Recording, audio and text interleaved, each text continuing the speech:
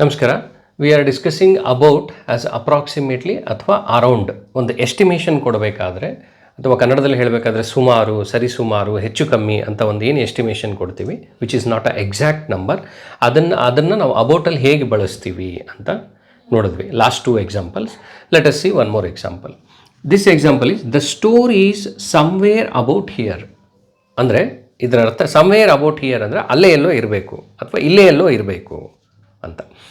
So the store, ಅಂಗಡಿ ಇಲ್ಲೇ ಎಲ್ಲೋ ಇರಬೇಕು ಅಂತ. ಎಕ್ಸಾಕ್ಟ್ ನಮಗೆ ಗೊತ್ತಿಲ್ಲ ಲೊಕೇಶನ್ ಎಲ್ಲಿದೆ ಅಂತ, ಬಟ್ ಇಲ್ಲೇ ಎಲ್ಲೋ ಇರಬೇಕು. So here we are talking about location. In this case about is with respect to the location.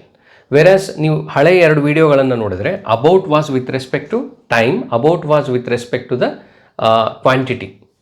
So ಈ 3 ರೀತಿಯ ಎಕ್ಸಾಂಪಲ್ಗಳನ್ನು ನಾವು ನೋಡಿದ್ವಿ. About as a quantity, about as a location, about as a time. Hope ಅಬೌಟನ್ನು ನಾವು ಹೇಗೆ use ಮಾಡಬೇಕು ಇಂಗ್ಲೀಷಲ್ಲಿ ಅನ್ನೋದು ನಿಮಗೆ ಅರ್ಥ ಆಗಿದೆ ಅಂದ್ಕೊಂಡಿದ್ದೀನಿ.